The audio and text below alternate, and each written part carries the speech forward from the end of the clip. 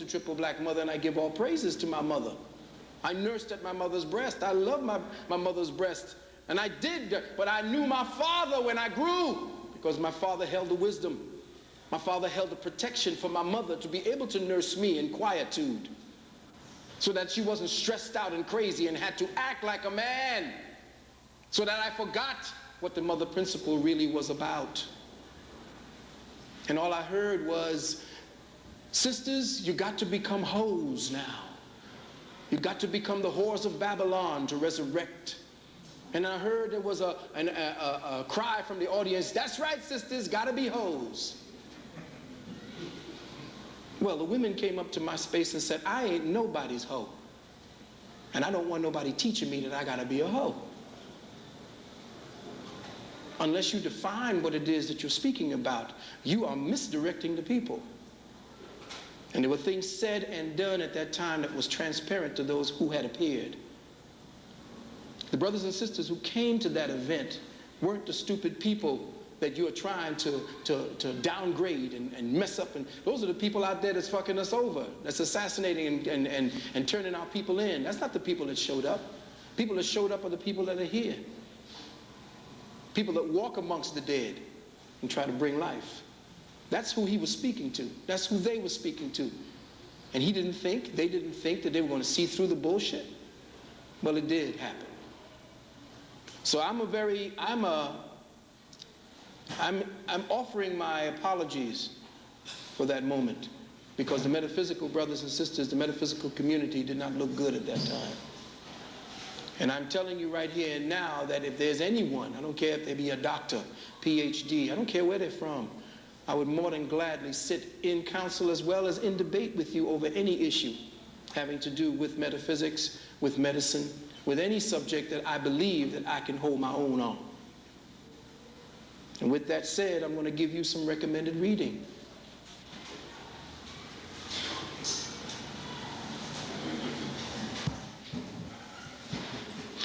The Ether of Space by Sir Oliver Lodge.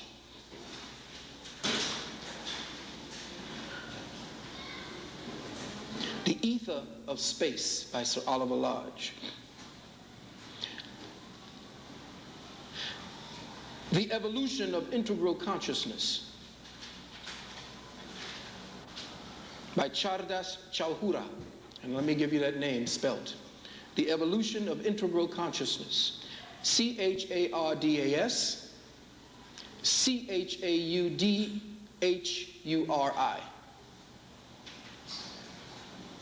The Fourth Dimension in the Bible by William Anthony Granville.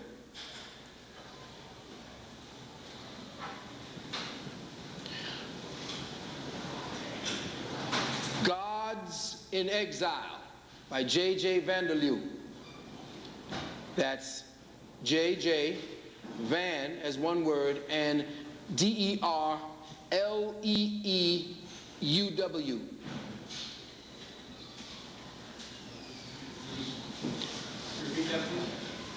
The Gods in Exile by J.J. Der as a separate word, and L-E-E-U-W.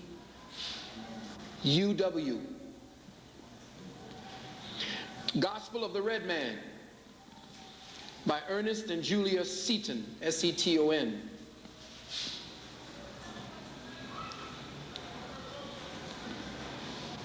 Heaven, Earth, and Man in the Book of Changes.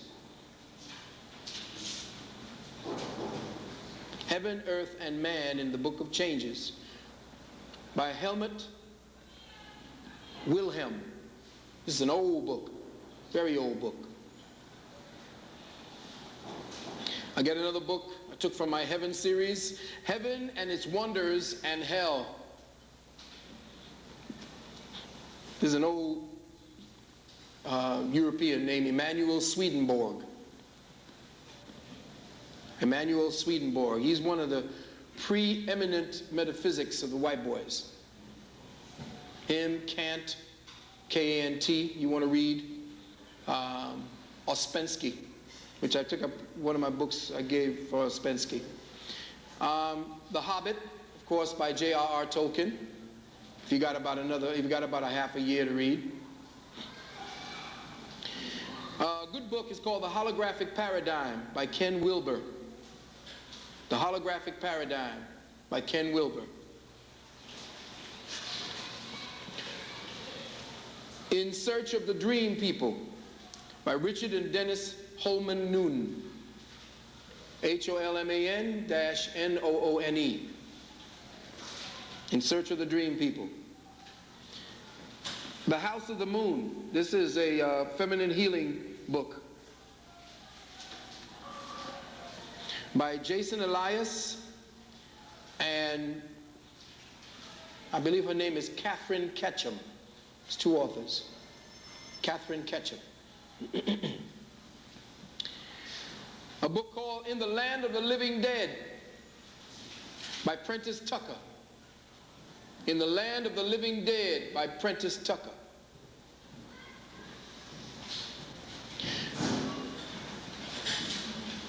In Search of the Miraculous by P.D. Ouspensky.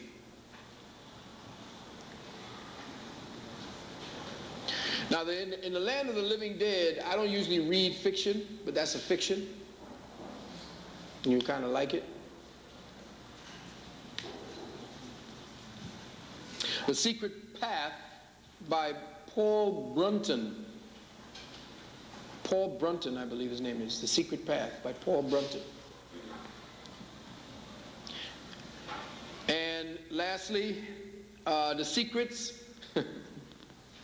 Ready? The Secrets Behind the Secrets Behind the Secrets by author named Nazim, N-A-Z-I-M. I believe his name is Sheikh Nazim. But The Secrets Behind the Secrets Behind the Secrets. It's an interesting book, you'd like it. All right? Now, I didn't know how to begin this one, but we're going to get very interesting here. Light Code Transmissions Part 2. Theme, synthetic synchronicity, telistic transmutation, and the conquest of free matter. Damn, what kind of shit is that? Well, everybody knows The Matrix. Everybody's seen the book The Matrix, the movie The Matrix. And that book, that's a good word of saying it, well, that movie still can be viewed and things said that is relevant and keeps being relevant the more you begin to unfold the drama of being in the Matrix. You cannot look at that movie enough. I mean, there's a lot of gratuitous bullshit in there. But when they stop the camera from trying to do special effects, there's a lot of things being said in there that is so deep that a lot of people, even in my earlier one when I spoke about the Matrix, a lot of what has been said and done, you still can't get unless you see how they have fucked with your synchronicity. Now, what is synchronicity? Synchronicity is based upon the movement of a particular dynamic that has its own law, and in that law, it creates its own effect. So you can predict the effect based upon a study of that law. But there are natural synchronicities versus synthetic or artificial synchronicities. And these artificial synchronicities, and I spoke about them in nanogenetic mind control, check or not. I spoke about the fact that there was an artificial reality, long before the Matrix even came up, that is being orchestrated so that you don't even understand that your language is part of the cement that actualizes and entrenches that reality. And that the language is being used through certain keywords to keep you on that path. The synthetic synchronicity is to keep you in light code lockdown. And when you understand the dynamics of synthetic synchronicity, when you understand how it is that they use simple dynamics in the newspaper,